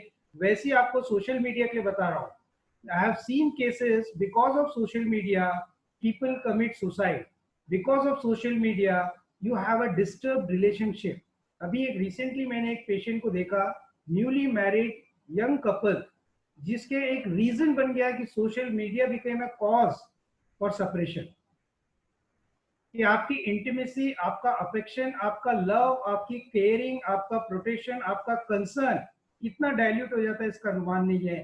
सेम आपको चिल्ड्रन की तरफ से रहता है कि आप जितना उस पर इन्वॉल्व रहेंगे, आपका affection, love, caring and in fact humour, in fact positivity, level of confidence, self valuation, self esteem, this can be conveyed through your seniors और 1-to-1 या फिजिकल बातचीत करने में ही होगी। तो my dear child and my dear friends, इन चीज को ध्यान रखिए। आने वाला एरा नशा मुक्ति में एक बहुत बड़ा रोल प्ले करने वाला है कि आपको सोशल मीडिया नशा मुक्ति के लिए या गैजेट से किस तरह आप मुक्त हो सकेंगे, इसके लिए स्ट्रेटेजीज बनने लग गई हैं और कहीं पे डिपार्टमेंट्स भी खुल गए। तो this is a very silent killer, it has a good aspect. Good aspect में आप ये देखेंगे कि आज जो अभी हम जूम में कर रहे हैं सीनियर्स के लिए, जो आज आप मीटिंग्स कंडक्ट कर रहे हैं, अपने सब ऑर्डिनेट्स को आप मैसेज दे रहे हैं, ये चीजें आप एक पॉजिटिव एस्पेक्ट में ले सकते हैं। अपने खड्डूस बुड्ढे जो पुराने दोस्त हैं, आप उनको रिकनेक्ट कर सकते हैं। This can help you to elevate your mood and to help anxiety and family के हार्मोनी को मैनेज करने के लिए कहीं ना कहीं हेल्प करेगा। एक एस्पेक्ट मैं आपको थोड़ा सा हाईलाइट करना चाहूंगा, जो अभी आने वाली एंग्जाइटी है या डिप्रेशन होगा या आपके रिलेशंस गड़बड़ाएंगे, वो है सबसे बड़ा फाइनेंस फैक्टर। कि ये फैमिली में हस्बैंड एंड वाइफ को समझना चाहिए कि अभी आपको सेविंग ज़्यादा से ज़्यादा करें, बाहर का जंक फूड ना लें, कोई भी परचेसिंग को अनवांटेडली ना करें, क्योंकि अभी हमें किसी चीज़ का ज्ञान नहीं है कि आर्थिक स्तर पूरे संसार का, भारत का किस स्तर पे जाएगा और क्या परिस्थितियों को हमें सामना करना पड़ेगा। इनसे हमें अवगत रहना चाहिए, इसके बारे में चर्चा करनी चाहिए और इसको संभाल के रखना चाहिए। एक इम्पॉर्टेंट एंजाइटी फाइनेंस की रहने वाली है, मुझे भी है, आपको भी है, और इस युग में इस जग में हर किसी व्यक्ति को है। तो इसको हम ही मैनेज कर सकते हैं। ये चीज ध्यान में रखना है कि इसमें एंजाइटी लेने की भाई साहब कोई जरूरत नहीं है। जो मेरे साथ हो रहा है वो दुनिया में सबके साथ हो रहा है।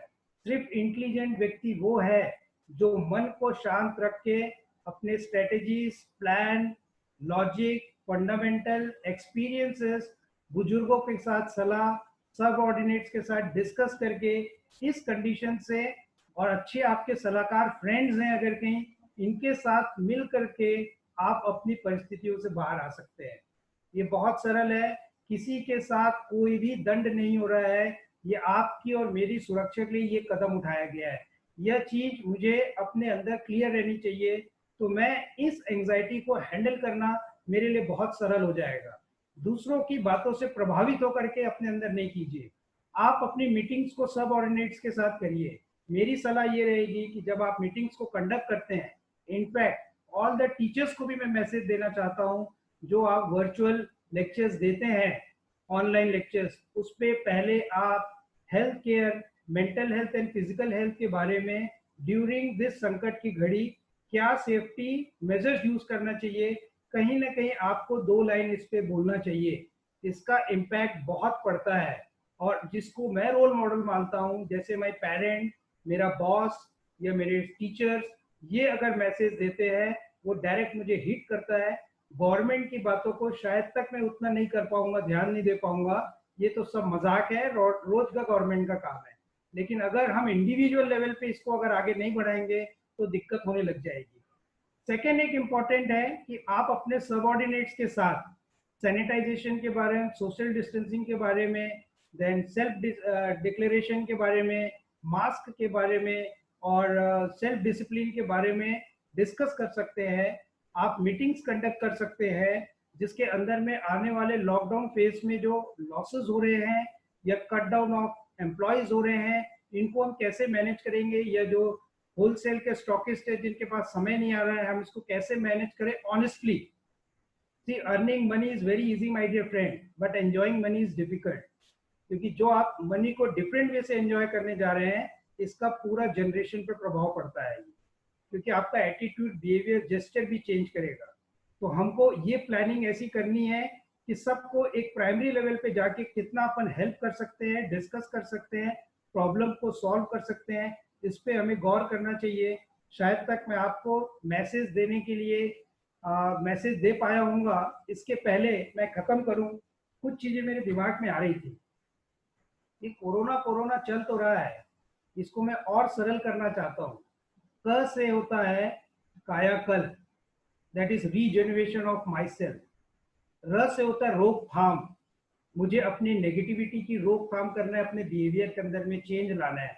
और न के वो होता है नई सुबह, मैं नई दुनिया का निर्माण करने वाला हूँ, अपनी नई जिंदगी को जन्म देने वाला हूँ।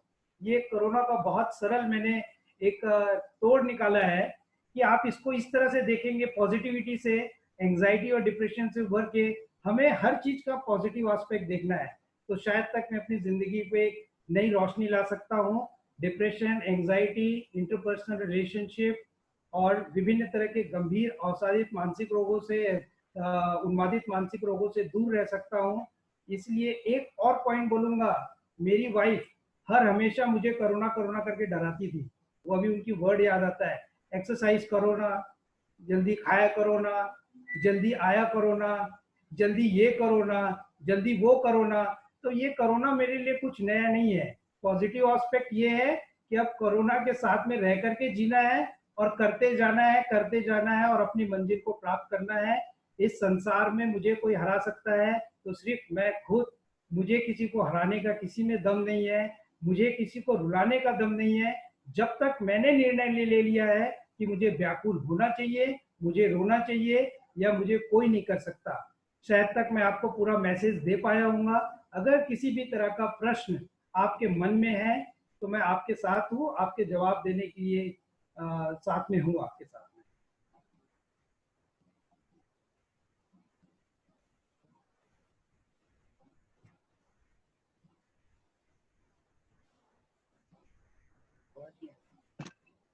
Sir, is it done? Thank you sir, बहुत ही प्यारा, बहुत ही सुंदर तरीके से आपने सब चीजें हमें समझाई कि इस लॉकडाउन के दौरान हमें कैसे रीजनरेट करना चाहिए, कैसे अपनी डेली रूटीन सेट करनी चाहिए, चाइल्ड को कैसे इंडिपेंडेंट बनाना चाहिए। सबसे प्यारा मुझे ये लगा कि आप फैमिली में बैलेंस कैसे बनाना है हस्बैंड वाइफ और बच्चों के बीच में, उसको बहुत ही सुंदर तरीके से आपने समझाया। कुछ क्वेश्चंस आए हैं हमारे पास, और जो लास्ट आपने जो एंडिंग करी है कोरोना से करके, तो उससे तो आधा टेंशन खत्म हो गया है और मैं सोचती हूँ कि बहुत लोगों का खत्म हो गया होगा। पर कुछ क्वेश्चंस हैं जो आए हैं, वो ऐसे हैं कि एक पेरेंट्स पूछना चाह रहे हैं कि उनकी एक 17 साल की बच्ची है, वो बहुत ज्यादा सोती है, तो उसके लिए क्या करें? दिन भर सोती ही रहती है, शायद ऐसा है उनका सोचना। सर मेरी वॉइस आ रही है आपको? थोड़ा सा एक बार लाउड, मुझे समझ में नहीं आ रहा है। सर एक पेरेंट्स का क्वेश्चन आया था मेरे पास कि उनकी एक प्रश्न आया था कि उनकी 17 साल की बच्ची है, वो बहुत ज्यादा सोती है, दिन भर सोती रहती है, तो हमें क्या करना चाहिए? जी देखिए, अगर 17 ईयर चाइल्ड अगर कहीं थोड़ा आइसोलेटेड या ज्यादा सो रही है, तो एक टीनेजर्स की एज होती है कि ये पीयर ग्रुप्स के साथ ज़्यादा रहते हैं। आपको ये समझना पड़ेगा कि उनका ग्रुप्स में किसी तरह के इश्यूज तो नहीं है। मतलब मेरा ये कहने का मतलब है कि वो अपने आप को आइसोलेट क्यों करिए। आइसोलेट करने का मतलब ये है कि मैं अगर पेरेंट्स के साथ शेयर, ये एक बच्चों का भ्रम रहता है कि पेरेंट्स मेरी बातों को समझेंगे नहीं और मुझे रोक देंगे, तो मुझे उनके बिहेवियर के ऊपर में थोड़ा ध्यान देना चाहिए। एक बिहेवियर जैसे नींद है तो उनके सर्कल को अंडरस्टैंड करें, उनके एजुकेशन जहाँ पे गड़बड़ तो नहीं हो रही है कहीं पे, या किसी के रिलेशनशिप में तो नहीं है, ये ध्यान रखना चाहिए। थर्ड, ये ध्यान रखना चाहिए कि किसी तरह का नशा तो नहीं कर रहे हैं। ये बहुत सारे फैक्टर्स हैं जिसपे हमें एनालाइज करना चाहिए और सतर्क रहना चाहिए, तो हम इन चीज़ों को देख पाएंगे कि उनका सोने का कारण क्या है। अगर पैथोलॉजिकल कंडीशंस होती हैं जिसमें एक हाइपरसोम्निया कंडीशन होता है, हाइपरसोम्निया माने हम ज्यादा सोते हैं 8 आवर्स 10 आवर्स के ऊपर में, लेकिन ये कंटिन्यूसली चलता रहता है, तो उस कंडीशन के लिए थोड़ा सा मूड एलिवेटर्स हम देते हैं दवा, तो ठीक हो जाती है। लेकिन अब ज्यादातर आप बोल रहे हैं कि बच्चा ज्यादा सोता है, मैं जो प्रॉब्लम्स अभी अपनी क्लिनिक में देखता हूँ वो ये है कि बच्चों के स्लीप साइकिल ही मैडम आजकल डिस्टर्ब है। ये रात के ज्यादा देर तक अवेक रहते हैं और दिन में ज्यादा सोते हैं, जिसके कारण इनका मेमोरी, कंसंट्रेशन, अटेंशन, फोकस सब डिस्टर्ब हो रहा है। तो ये चीज को थोड़ा ध्यान देना पड़ेगा। And I personally feel if things are lasting for long time we have to get evaluated to her. एक हमको समझना पड़ेगा कि कहीं ना कहीं से माइल्ड या मॉडरेट डिप्रेशन से ग्रसित तो नहीं है वो। सर ऐसा ही एक क्वेश्चन था बच्चों को लेकर के कि आजकल बच्चे जो आपने कहा है कि बहुत लेट नाइट सोते हैं, तो उनकी 8 आवर्स की स्लीप को कंप्लीट होने देना चाहिए कि हमें उठा देना चाहिए? जैसे अगर कोई बच्चा अगर 3 या 4 बजे सो रहा है और मुझे पसंद नहीं है कि मेरा बच्चा 8 बजे तक से ज्यादा सोए, तो मुझे क्या करना चाहिए? उसे 8 बजे उठा देना चाहिए कि उसे 10-12 बजे तक के सोने देना चाहिए? देखिए ये सरल है, 6 to 8 आवर्स डिसेंट स्लीप, जिसमें मेरे माइंड का रीजेनरेशन होता है। जैसे फंक्शनिंग होती है ना, तो थोड़ा रेस्ट मिलेगा तो वापस से रीस्टोरिंग के लिए कैपेसिटी बढ़ती है। तो 6 to 8 आवर्स तो आपको ऑनेस्टली देना चाहिए स्लीप के लिए। और उनको आप देखिए, एक समय वही चीज मैं बोल रहा हूँ, ये पेरेंट्स से ही मैसेज कन्वे जाता है। एक ह्यूमन के अंदर में बायोलॉजिकल क्लॉक होती है, उस बायोलॉजिकल क्लॉक में अगर मैंने माइंड को सेट किया है कि मुझे इतने बजे उठना है, तो आपकी नींद उतने बजे खुलेगी। तो चाइल्ड के अंदर में एक स्लीप हाइजीन, डिसिप्लिन लाना पड़ेगा कि हमको इस टाइम से इस टाइम तक के बीच में ही सोना है। तो आई रिक्वेस्ट यू कि बच्चे को कम से कम मिनिमम 6 to 8 आवर्स स्लीप के देने चाहिए, अदरवाइज उसके अटेंशन, मेमोरी सब कुछ डिस्टर्ब रहेगा। And I will never allow kids to go for night studies. मेरा ये सजेशन है कि वो डे टाइम में पढ़ें। मैक्सिमम आपको ज्यादा करना है तो मैक्सिमम ग्रास्पिंग पावर हमारा अर्ली मॉर्निंग में रहता है, उस समय में हम ज्यादा से ज्यादा ग्रास्प कर सकते हैं। तो that is the best what I can say. Thank you sir, बहुत ही प्यारा आंसर था। सर एक क्वेश्चन है कि कुछ बच्चे मतलब जो टीनेजर्स हैं उनके ऊपर हमें कितना दबाव देना चाहिए कैरियर से लेकर के? टीनेजर बच्चों पे कितना दबाव देना चाहिए उनके कैरियर से रिलेटेड? ये तो मुझे लगता है कि हर परिवार के जो बोलते हैं ना घर घर की कहानी है, ये वाला सवाल है। अब हम लोग क्या है, न्यूक्लियर फैमिलीज में रहने वाले लोग हैं, तो पूरी ताकत हम किस पे लगाने लग गए हैं? एक योद्धा को हमने जन्म दिया है और उसको बोलते हैं भाई तू शस्त्र पकड़ और मैदान में उतर और जो मेरी कल्पना है उसको पूरा करो। तो ये चीज गलत है। ये चीज को आपको और मुझे सबको समझना पड़ेगा कि ये जो करियर रिलेटेड चीजें हैं, आप देखिए, एक मैं आपको एग्जांपल देता हूँ। भगवान दशरथ के 4 पुत्र, चारों डिफरेंट है। बिल्कुल सही सर। सबकी रेस्पॉन्सिबिलिटी, लाइफस्टाइल, पैटर्न सब कुछ डिफरेंट है। वैसे हर बच्चों का ओरिएंटेशन भी डिफरेंट होता है, ओरिएंटेशन फॉर अवर करियर। तो मुझे उनके साथ में कंटिन्यूस कनेक्शन पे रहना चाहिए, चर्चा करनी चाहिए उसके फील्ड ऑफ इंटरेस्ट के बारे में, वो कितना एनालिसिस कर रहा है किसी सब्जेक्ट के लिए, करियर के लिए। अगर उस चीज में वो इंटरेस्ट लेकर के ज्वाइन करेगा, मान लीजिए मैं बोलता हूँ कि नहीं मैं डॉक्टर हूँ और मेरे हॉस्पिटल को चलाने के लिए मेरे लड़के को डॉक्टर बनना ही पड़ेगा, यहाँ से आपका प्रॉब्लम स्टार्ट होने वाला है। आप देखेंगे चाइल्ड प्रेशर में रहेगा, अगर वो डॉक्टर बनता भी है बट वो क्वालिटी डॉक्टर नहीं बन पाएगा। मेरा एक सरल सी चीज है, आपका करियर अगर आपकी पर्सनालिटी से, आपके हुनर से अगर मैच करता है तो आपके 100% एफिशिएंसी अचीवमेंट की बढ़ जाती है। अगर ये दोनों चीजें में मैच नहीं होगा तो मैडम वहां पे आपको प्रॉब्लम्स होने लग जाएंगे। इसीलिए करियर के लिए प्रॉपर चाइल्ड को आप एनालिसिस के लिए एक थिंकिंग एक प्रोसेस होती है, उस प्रोसेस को चाइल्ड के अंदर मुझे जन्म देना पड़ता है, जिसमें प्रॉपर वो एनालाइज करे, प्रॉपर उसके लॉजिक्स को समझे, प्रॉपर उसकी प्रायोरिटी को सेट करे कि मेरे को सुख, आनंद और किस में मुझे कम ताकत लग रही चीजों को अचीव करने में। मुझे ऐसा लगता है कि उसमें हमें चाइल्ड को प्रमोट करना चाहिए। And everyone is individual and independent to live. मैंने धरती देने का एक माध्यम बनाया है, मेरे को उसका जीवन चलाने का रोल नहीं दिया है। मेरे को इतना कर्तव्य दिया है कि तुम उनको जीवन के इंग्रेडिएंट्स को प्रोवाइड कीजिए, बट खाना उसे बनाना है, व्यक्तित्व का निर्माण के सामग्री उसे दीजिए आप, लेकिन चलाना उसको है। लेकिन हम क्या करते हैं आज की डेट में, सब कुछ उनको प्रोवाइड कर देते हैं, और जैसे हम प्रोवाइड करते हैं चाइल्ड का जीवन कंफ्यूजन से पैदा होने लग जाता है। तो I have no rights to tell my kid about what is my expectation. मेरी एक्सपेक्टेशंस मेरे वर्क से रखनी चाहिए, मुझे मेरी वाइफ से रखनी चाहिए, बट किड से नहीं रखनी चाहिए, क्योंकि वाइफ के साथ में तन मन धन से समर्पित हूँ। किड के साथ में ये चीज नहीं है मेरा।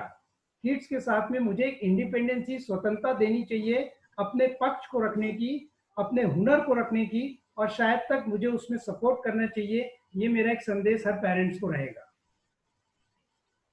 सर एक क्वेश्चन आया है कि कोई भी बात से बहुत जल्दी रिएक्ट करते हैं।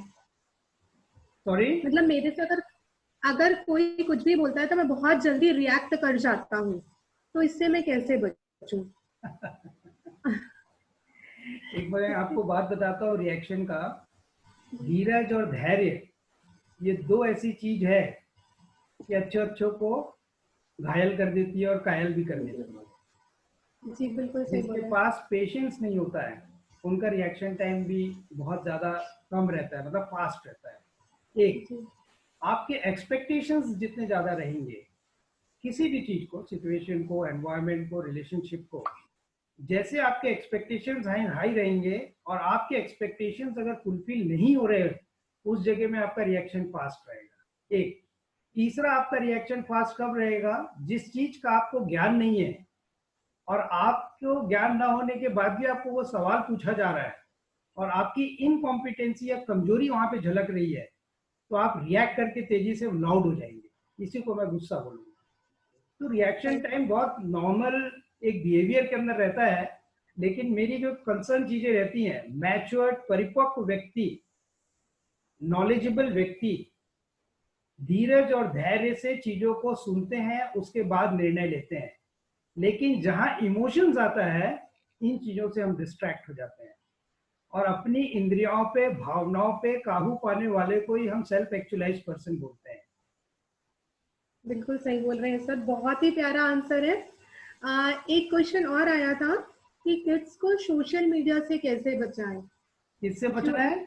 सोशल मीडिया से कैसे बचाएं किड्स को? आप बच ही नहीं सकते। देखो, जहाँ पे बचना शब्द आएगा वहाँ टेंशन आ जाएगा। बिल्कुल सही जी। जहाँ बोलेंगे मैं बीवी से कैसे बचूं, वहाँ टेंशन आ जाएगा। मैं पति से कैसे बचूं, वहाँ टेंशन आ जाएगा। अरे भाई, बात करो कि डॉक्टर साहब मैं सोशल मीडिया के साथ कैसे जीवित रहूं। सही बोल रहे हैं, बिल्कुल सही सर।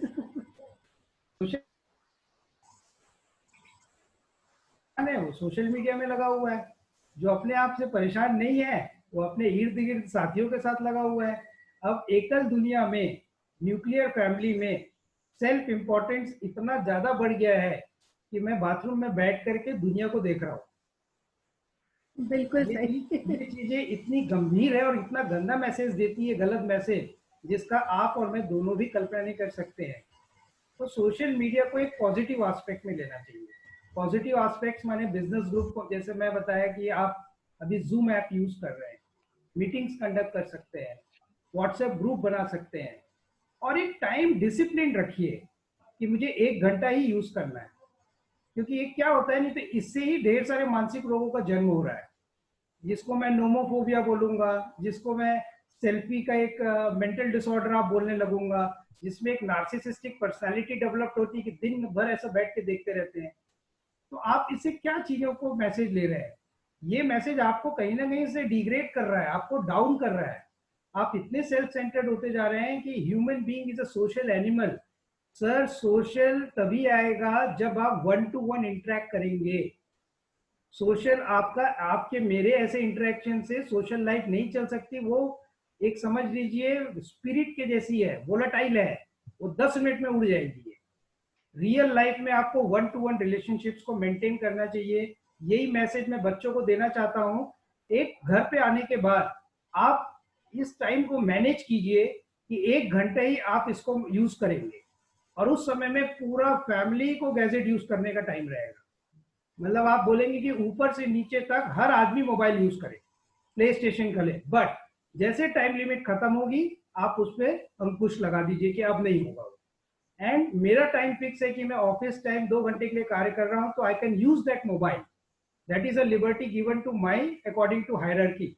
बट मदर को भी ध्यान रखना चाहिए कि बच्चा अगर पढ़ाई कर रहा है तो उस समय आप गैजेट को यूज ना करें, टीवी सीरियल ना देखें, नहीं तो यही बच्चा आपको बोलने लगेगा कि भाई तुम तो देखते हो, माताराम आप तो देखते हो, तो मेरे को देखने में क्या प्रॉब्लम है। And this is the message conveyed. इसीलिए बोलते हैं ना कि मेरा जीवन, मैं थोड़ा सा आपको एक इलाबरेट करना चाहूंगा अगर आप मुझे अनुमति देते हैं तो। बिल्कुल जी,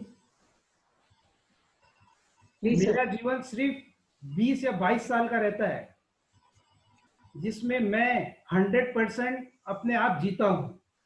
विवाह के पश्चात 50% शेयर होल्डर जो है मेरा कंपनी का ले जाता है, तो मेरे अंदर अंकुश लगना चालू होता है। पहला बच्चे का जन्म होता है, 25% वो भी ले जाता है, मैं और भिखारी हो जाता हूँ। 25% जो बचा रहता है वो घर की और फैमिली के मुद्दों के कारण रहता हूँ, मैं उनके लिए रखता हूँ। तो अंत में मेरे पास कुछ नहीं रहता है और मैं हर आदमी अपने हक के लिए झगड़ते रहते हैं, यहीं पे तनाव पैदा होता है। इसलिए साहब ये बात को ध्यान में रखिए कि दाम, एक टॉपिक से थोड़ा हट गया हूँ सोशल मीडिया से, लेकिन ये सोशल मीडिया से कहीं ना कहीं जुड़ा हुआ है। दाम्पत्य जीवन में हर किसी को स्वतंत्र रूप से जीने का अधिकार है, लेकिन सामाजिक, पारिवारिक, व्यवसायिक, नैतिक मूल्यों के अंतर्गत आप अपने जीवन का निर्वहन कर सकते हैं, तो समस्याएं आपको अपने आप ही कम होने लग जाएंगी। सर ये तो बहुत अच्छा था कि ये मैं भी समझती हूँ कि जब अपन बच्चों को पढ़ा रहे हैं या बच्चे पढ़ रहे हैं, तो ना फादर को ना मदर को किसी को भी मोबाइल या टीवी नहीं करना चाहिए, जिससे कि बच्चे डिस्ट्रैक्ट भी होते हैं। ये बहुत अच्छा आंसर था। सर एक लास्ट क्वेश्चन पूछूंगी, ऐसे क्वेश्चन बहुत आए पर कुछ फिल्टर कर रहे हैं और टाइम देखते हुए एक लास्ट क्वेश्चन ये भी एक आया है कि किसी को हम कैसे बताएं कि वो मेंटल डिसऑर्डर से पीड़ित है और उन्हें किसी को साइकोलॉजिस्ट की, साइकेट्रिस्ट की जरूरत है, तो उसे कैसे समझाया जाए, या ऐसे कुछ लक्षण है जो उनको हम बता दें कि आपके पास ये लक्षण आ रहे हैं, आपको जरूरत है उनसे मिलने की। मुझे फिर से एक बार, आई एम सॉरी आपका हाँ सर, एक क्वेश्चन आया, डॉक्टर प्लीज लाउड रहेंगे सर अभी आ रहा है वॉइस क्लियर? प्लीज। एक क्वेश्चन आया है कि अगर कोई सामने वाला व्यक्ति अगर साइकोलॉजिस्ट है, सॉरी पेशेंट है, मेंटल डिसऑर्डर का पेशेंट है, तो उसे हम कैसे बताएं कि आपको जरूरत है किसी साइकेट्रिस्ट से मिलने की या किसी साइकोलॉजिस्ट से मिलने की। तो कुछ ऐसे सिम्टम्स हैं जिससे हम उनको बता सकते हैं कि आपको देखो ये सिम्टम्स दिख रहे हैं, तो you need to be go there, आपको जाना चाहिए, मिलना चाहिए। मैडम देखिए, आज मेरी प्रैक्टिस को 21 इयर्स हो गए हैं और इसी चीज से मैं अभी तक फाइट करते आ रहा हूँ कि स्टिग्मा को कैसे कम करें, कलंक को कैसे कम करें। जैसे शरीर के दूसरे रोग होते हैं, वैसे मन का भी रोग होता है, और मन के 3 स्तर होते हैं, भावनाएं, विचार और व्यवहार, और मैं उसी का ही चिकित्सक हूँ। मेरे साथ एक दुर्भाग्यपूर्ण चीज ये होती है कि मैं अपने आप को रोगी नहीं मानता हूँ, क्योंकि मेरे अंदर में किसी तरह की पीड़ा नहीं है।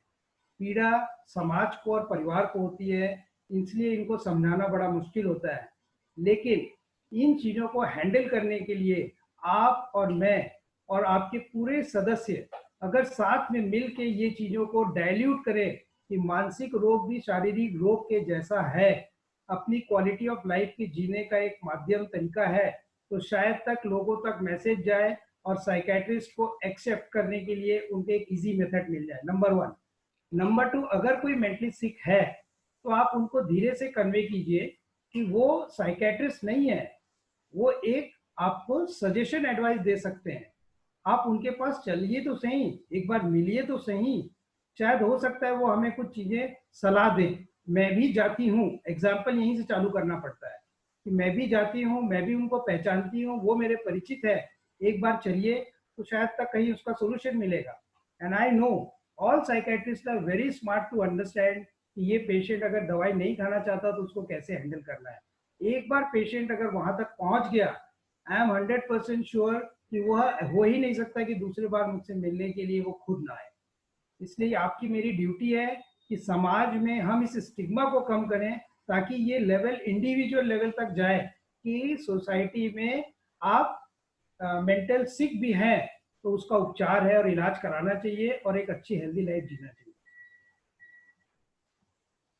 थैंक यू सर, बहुत ही अच्छा आंसर्स थे सारे, और भी बहुत क्वेश्चन आए हैं मेरे पास, लेकिन मुझे लग रहा है कि आपके वो सेशन में ऑलमोस्ट कवर हो चुके थे। सारे क्वेश्चन के जो जितने भी आए हैं, तो प्लीज मैं पार्टिसिपेंट्स को बोलना चाहूंगी, आप ये ना सोचे कि हम आपके क्वेश्चंस नहीं पूछे, क्योंकि सर के सेमिनार में ऑलमोस्ट कवर हो चुके हैं। अब मैं इसको हैंड ओवर करना चाहूंगी प्रेसिडेंट सर को for the facilitation and recognition के लिए। Thank you sir. My pleasure. Thank you sir, thank you very much for such A eye opener. मेरे ख्याल से हम लोग बहुत लोगों ने बहुत कुछ सीखा है कि सेल्फ डिसिप्लिन से कैसे अपने आप को मैनेज किया जा सकता है। The first thing you told us कि अपने ऊपर ध्यान देना है, अपने बिहेवियर पर ध्यान देना है। तो self discipline is most important. You are getting my voice? या I am audible. Yes, sir. Yes, sir.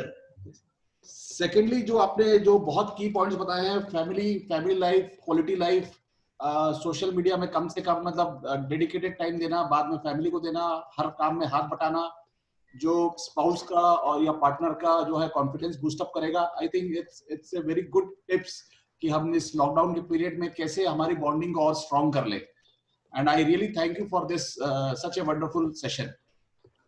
Now हमारे साथ आज हमारे कुछ पास्ट प्रेसिडेंट है, मैं I will acknowledge their presence. हमारे साथ पास्ट प्रेसिडेंट विकास बाफना जी प्रेजेंट है, वी एक्नॉलेज देयर प्रेजेंस। हमारे साथ पास्ट प्रेसिडेंट प्रवीण परमार जी उपलब्ध है आज, वी एक्नॉलेज देयर प्रेजेंस। हमारे साथ हमारे पास्ट प्रेसिडेंट प्रशांत गोलचा जी है, we acknowledge their presence.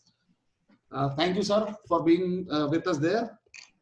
Sir, हमने एक क्विज किया था, क्विज का कंपटीशन किया था कल, थोड़ा सा मेंबर से इसी से रिलेटेड सारे क्वेश्चंस के लिए।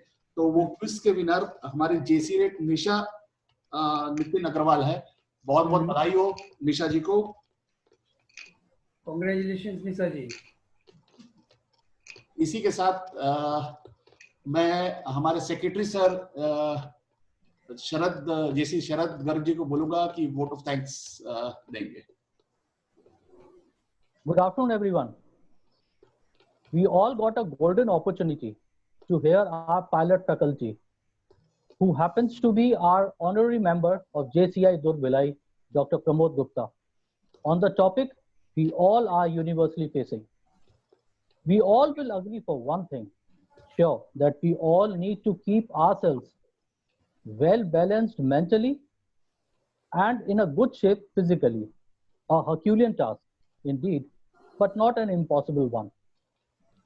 This is what our pilot faculty has tried to put across. Thank you, Dr. Pramod Gupta, sir, for instilling back our confidence. It has been our pleasure listening to you, sir. The physical and emotional shock of lockdown for the past 30 days has taken a severe toll on all of us. Our daily activities or chores we are so used to at performing daily has gone for a tailspin. We are in such a dilemma that we are finding it hard to surmount. With the patients wearing thin and getting irritated at a slight pretext, this session has shown us a ray of hope. I would also like to thank all our PPs who took time out and participated in this session. To all the members and co-participants who also gave their time, precious time, listening to this session. To our PDs, JC Ashish Telang, JC Red Shweta Deshlera, and JC Red Rani Jain for organizing this event in such a beautiful and flawless manner. Our technical team consisting of JC Yogesh Rathi, JC Himanshu Devangan, and JC Karmen Tyagi, without any hiccups and glitches. JC Red Rani Anand Jain introduced to us Dr. Pramod Gupta, our pilot faculty, in such a concise and to the point manner. She was in fact, sir, dilemma of plenty, sir, which all credentials to describe and which one to eschew.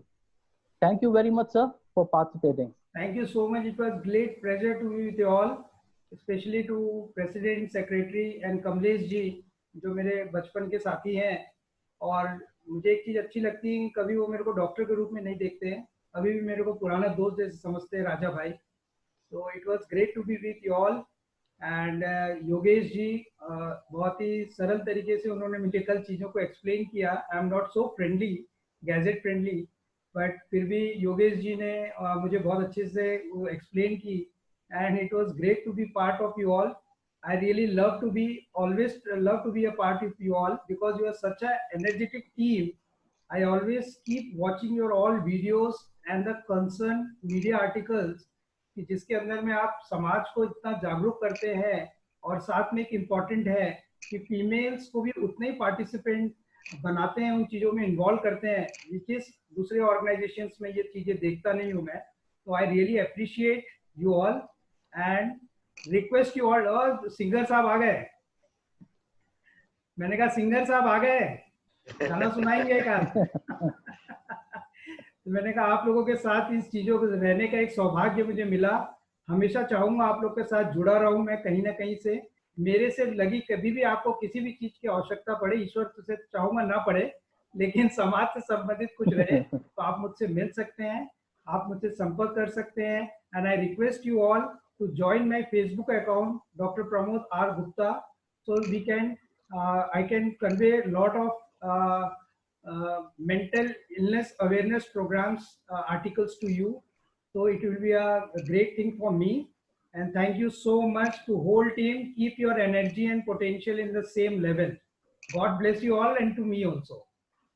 Thank you very much, sir. Thank you, sir. Thank you. We will certainly circulate your link to our group, sir. जिसको भी join करना होगा तो वो सारे लोग join कर लेंगे. Fine. और that will be a great message to everyone. और regular updates मिलते रहेंगे आपसे, और ये भी बहुत अच्छी चीज हो जाएगी, sir. Thank you very much, sir. Thank you, Vivek ji. Thank you so much. Thank you. I hereby request to adjourn this meeting. Thank you. Okay, President, sir. Thank you. Thank you, sir.